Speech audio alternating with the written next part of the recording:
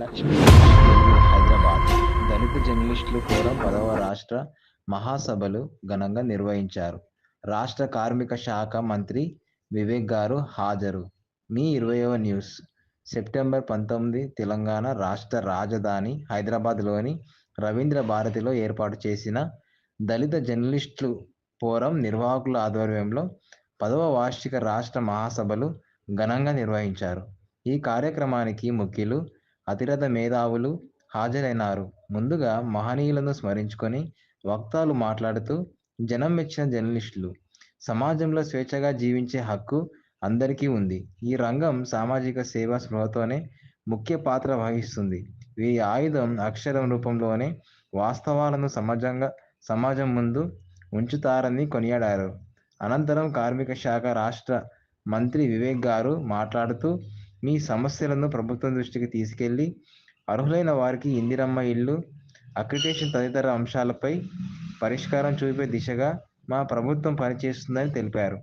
కార్యక్రమంలో సంస్కృతి శాఖ నామినేట్ గద్దర్ కుమార్తె వెన్నెల పిడమర్తి రవి, జాతీయ అధ్యక్షులు కాశపోగు జాన్, కళాకారులను, పత్రికేయులను కేక్ కట్ చేసి మేమెంట్ శాలువాలతో అందరినీ సన్మానించారు.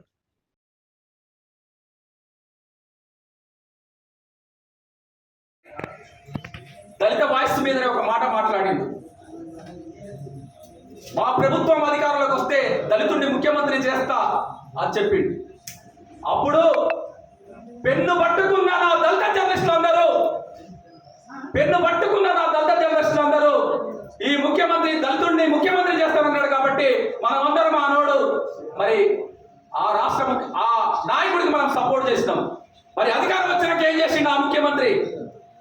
దళితుడిని నేను సీఎం చేయను, నేనే సీఎం అన్నాడు.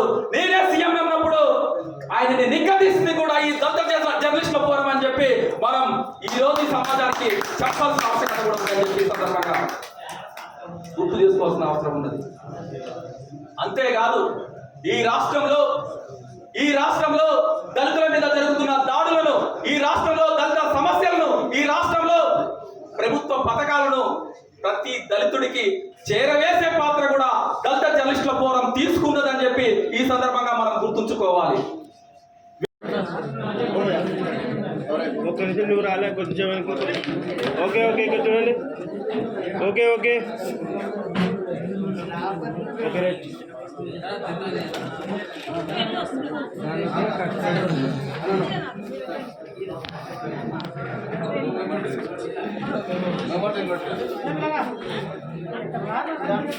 ఉద్యమాలలో ముందున్న ఇవాళ నా దళిత జర్నలిస్టులు ఇవాళ అక్రిడిటేషన్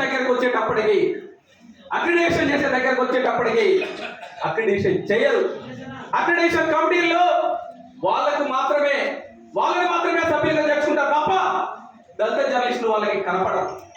కాబట్టి ఆ ప్రభుత్వం కంప్లీట్ గా దళిత జర్నలిస్టుల్ని అణచివేయడానికి ప్రయత్నం చేసింది. ప్రశ్నించినందుకు ఈ ప్రభుత్వం వల్ల దళిత జర్నలిస్టులకి అండగా ఉండాలని చెప్పి ఈ సభాముఖంగా ప్రత్యేకంగా వారికి డిమాండ్ చేస్తున్నాం, విజ్ఞప్తి చేస్తున్నాం. ఎవరైతే ఈ రాష్ట్రంలో ఉన్న మరి జర్నలిస్టులు అందరూ ఎవరైతే ఉన్నారో అందరికీ నాట్ ఓన్లీ దళితులు, ఎవరైతే అర్హత ఉన్న జర్నలిస్టులు ఎవరైతే ఉన్నారో వాళ్ళందరికీ కూడా అక్రిడిటేషన్ కార్డు. మనం ఇంట్లో ఒక పండుగ చేసినా, ఒక పూజ చేసినా, ఏదైనా మనం కార్యక్రమం చేసినా, లేకపోతే ఈవెంట్ చేసినా కానీ మనం రాసిన ఆటలు మనకు అర్థమవుతుంది ఎంత రెస్పాన్స్ వస్తుంది. సో ఎలక్షన్ టైంలో we got to know that we're not going to win.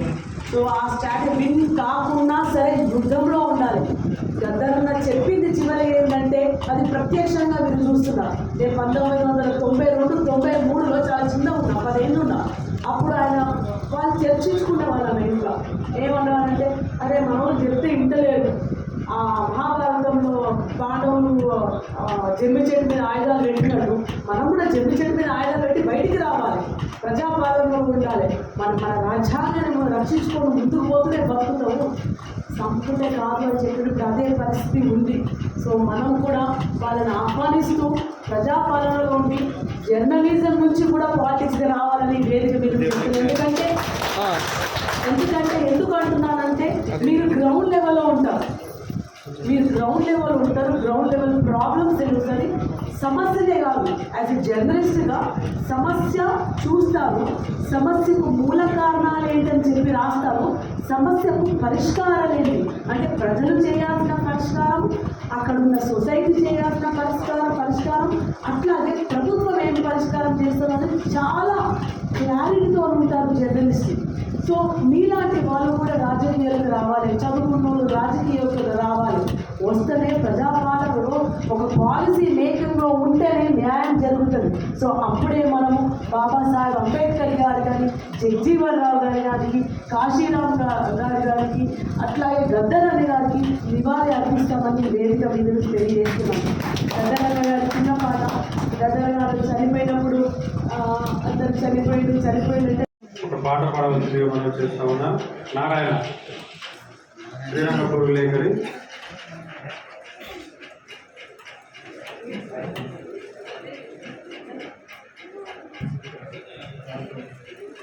అన్న నారాయణ వచ్చిన ఉన్నారా? వచ్చింది కదా అన్న, బయట ఉన్నట్టున్నాడు.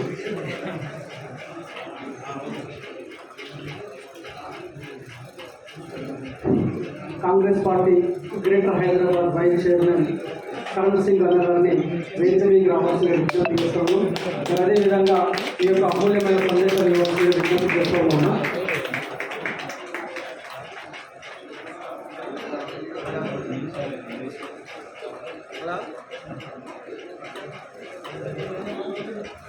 సిద్దిపేట నుంచి అన్న రాజన్న గారిని రెండు మాటలు మాట్లాడుతుందిగా మనం చూస్తున్నా.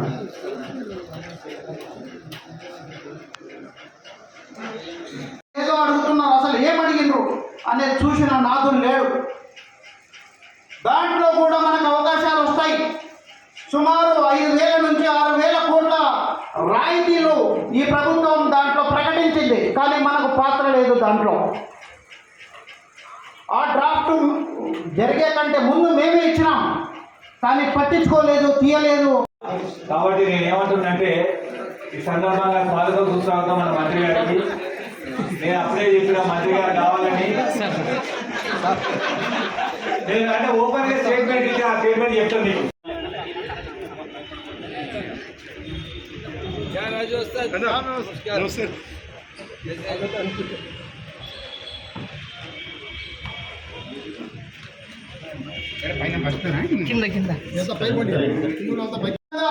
టూరిజం పాలసీ డ్రాఫ్ట్ అయింది ఈ రాష్ట్రంలో. టూరిజం ప్లేసెస్ లో కూడా మనకి ఎలాంటి అవకాశాలు ఉండాలనో మేము చాలా ఆలోచన చేసి టూరిజంలో కూడా ఎస్సీ ఎస్టీలకు ఎట్లాంటి అవకాశాలు ఉండాలనో మేము మంత్రి గారికి, ముఖ్యమంత్రి గారికి, ఉప ముఖ్యమంత్రి గారికి, రెస్పెక్టివ్ అఫీషియల్స్ కూడా ఇచ్చినాం. ఆ పాలసీ ఇచ్చినాక కూడా మనం అందుకోసం అనే ప్రియమైన జర్నలిస్టులారా, మీరందరూ కూడా ఈ మార్వాడి గో బ్యాక్ చేసుకుంటామని బలపరచాలని ఇవాటి వరకు చిన్న పేపర్లు, సోషల్ మీడియానే ఈ ఉద్యమాన్ని ముందు తీసుకుపోయింది. ఇక నుంచి పెద్ద పేపర్లు, పెద్ద మీడియా వచ్చినా రాకపోయినా మీ అందరం కూడా మీతో ఉంటామని ఉద్యమాన్ని ముందు తీసుకుపోయే క్రమంలో మీ అందరి సలహాలు, సూచనలు, మీ సహాయం అవసరమని, అదేవిధంగా ఇవాళ మన వాళ్ళు చాలా మంది దాదాపుగా ఆ గ్రామంలో, మండలంలో 20 మంది విలేకరులు ఉంటే 5-6 మంది విలేకరులు మనలో ఉన్నారు. విలేకరుల రంగంలో సొచ్చుకుపోయారు మనలందరూ కూడా.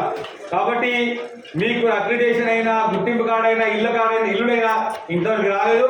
మన మంత్రి గారు ఉన్నారు కాబట్టి ముఖ్యమంత్రి గారు చెప్పి తక్కువ మీకు ఇచ్చే ఇళ్ళ జాగాలలో గవర్నమెంట్కు ఎటువంటి ఆర్థిక భారం మా రెవెన్యూ మినిస్టర్ గారు కాబట్టి నేను చెప్తాను సందర్భం తెలియజేస్తూ, మా మార్వాడి ఉద్యమానికి వ్యతిరేకమైన ఉద్యమానికి మీరందరూ కూడా ఎలవెల్ల సర్వ ఉండాలని తెలియజేస్తూ ఇస్తున్నా. జేబీ మంచిలో ఉన్నామన్నా దయచేసి మా విన్నపాన్ని మీ ముందు ఉంచుతున్నాం.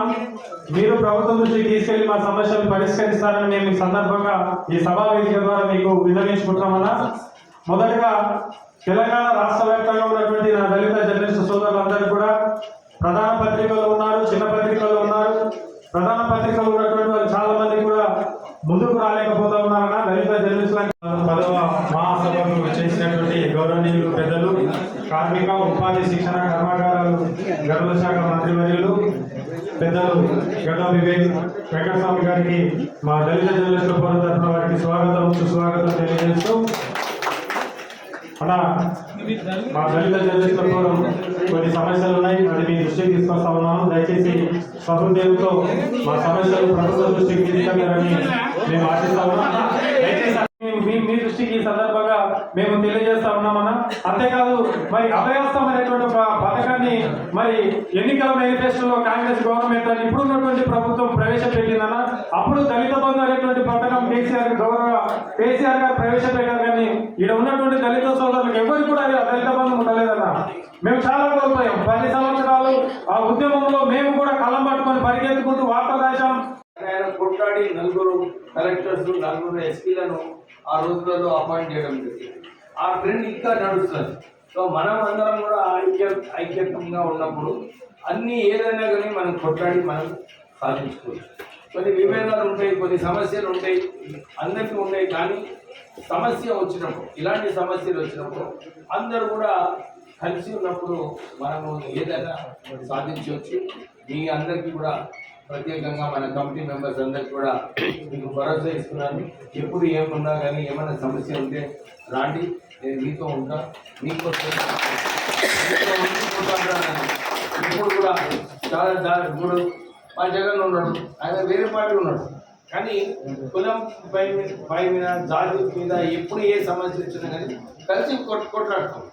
సో దీంట్లో ఎప్పుడు కూడా పార్టీలు ఇవన్నీ కూడా విభేదాలు పక్కకు పెట్టి మన సమస్యలు, మన సోదరులకు మనం ఎట్లా మనము సహాయపడాలని చెప్పి ఈ దృష్టిలో పెట్టుకొని మనం పనిచేయాలని చెప్పి మీ మళ్ళొకసారి చాలా తక్కువ సమయం ఇస్తున్నా, కానీ నాకు సంతోషం అనిపిస్తుంది మీతో వచ్చి మాట్లాడటానికి. నేను ఎప్పుడైనా కానీ నాకు అపాయింట్మెంట్ తీసుకొని, అపాయింట్మెంట్ కూడా అవసరం లేదు, నేను రోజు సోమవారం కూడా ఇంట్లో ఉంటాను 9 to 10. ఎప్పుడైనా కానీ వచ్చి అతను కలిసి మీ సమస్యలు చూసుకోవచ్చు. సరేనా? జై భీమ్. ప్రభుత్వం ఆ యొక్క పథకాన్ని ముందుకు తీసుకెళ్తే దాంట్లో మొదటి ప్రాధాన్యత దళిత జర్నలిస్టులకు ఇవ్వాలని మీకు ఈ యొక్క సభా వేదిక ద్వారా మీకు సగౌరవంగా విన్నవించుకుంటున్నాం. దయచేసి ఈ విషయాన్ని మీరు గుర్తించాలని మీకు మనం చేసుకుంటూ, అలాగే ఈ యొక్క దళిత జర్నలిస్టుల ఫోరం అన్న మేము 2015లో మళ్ళొకసారి నిజంగా నేను ఈరోజు చాలా టైట్ ప్రోగ్రామ్ ఉండే, కానీ జగన్ చెప్పిండు నిన్న, సార్ ఎట్లన్నా మీరు కొద్దిసేపటి రావాలని. ఒక స్టేట్మెంట్, నేను జూబ్లీస్ ఇన్ఛార్జ్ ఉన్నా, అక్కడ వర్షాల వల్ల అంత మునిగిపోయిందని చెప్పి అక్కడ లేట్ అయిపోయింది. 3 గంటలకు ఇక్కడ వచ్చి అటెండ్ చేసి పొన్నం ప్రభాకర్ మీటింగ్ ఉంది, అక్కడ పోదాం అనుకున్నా, కానీ వారికి లేట్ వస్తున్నా అని చెప్పి ఇక్కడ రావడం జరిగింది. అందు గురించి ఫస్ట్ మీతో మాట్లాడి నేను మళ్ళీ పోయి ఆ మీటింగ్ టైం అంటే ఇక లేట్ అయింది, కానీ అటెండ్ చేసేది అవసరం ఉంది.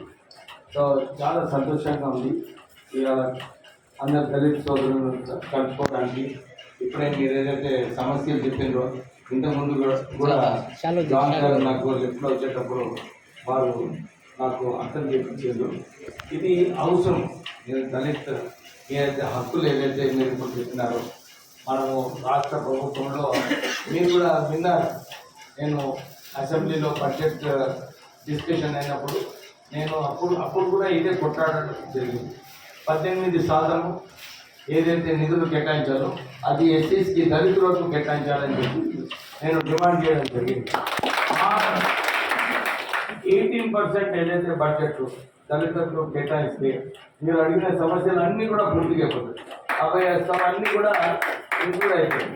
కానీ ఆర్థిక పరిస్థితి సరిగా లేదు. కేసీఆర్ ప్రభుత్వంలో చాలా అప్పులు అయిపోయినాయి, మా పరిస్థితి బాగాలేదని చెప్పి కొంచెం సమయం అవసరం ఉన్నది. నిజంగా చెప్పాలంటే కరెంట్ పరిస్థితులలో కొంచెం సమయం అవసరం ఉన్నది.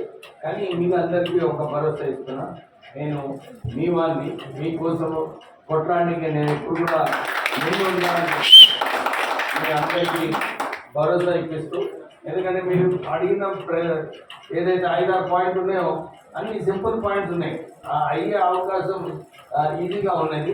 మేము కూడా ముఖ్యమంత్రి గారితో మాట్లాడి ఈ అభయహస్తం ఒకటి, తర్వాత ఇందిరమ్మ ఇల్లులు ఏదైతే రావాలో అదొకటి, ఈ అక్రెడిషన్ కమిటీ ఎందుకు దళితులను కూడా ఈ అక్రెడిషన్ కమిటీలో పెట్టొద్దని చెప్పి కూడా మీరు ఒక రిప్రజెంటేషన్ ఇస్తే ఫస్ట్ అది నేను దాని మీద ఇమీడియట్లీ ఆర్డర్స్ ఇచ్చేలాగా ప్రయత్నం చేస్తాను. దాని తర్వాత కోర్ట్ ఆఫ్ జర్నలిస్ట్ స్కీమ్స్ అది అన్నిట్లా ఉండాలి. మీరు ఎట్లయితే 18% అయితే ఇవన్నీ సాల్వ్ అయితే వారిని సగౌరవంగా సన్మానించవలసిందిగా గౌరవ దళిత జర్నలిస్టుల ఫోరం సంఘ కమిటీకి తెలియపరుస్తా ఉన్నాను. అలాగే కేక్ కటింగ్ ఉంటుంది. 10వ రాష్ట్ర మహాసభలను పురస్కరించుకొని ఏర్పాటు చేసినటువంటి కేక్ను వారు కట్ చేసి యొక్క సంబరాల్లో పాల్గొనవలసిందిగా విన్నవించుకుంటున్నాం. తెలంగాణ రాష్ట్రంలో కార్మిక శాఖలో కీలక పాత్ర పోషిస్తూ అట్టడుగులో ఉన్నటువంటి కార్మికులకు నేనున్నానన్నట్టు ధైర్యం కల్పిస్తూ మంత్రివర్గంలో చోటు సంపాదించుకున్నటువంటి పెద్దలు గౌరవనీయులు senior civil court judge additional assistant government leader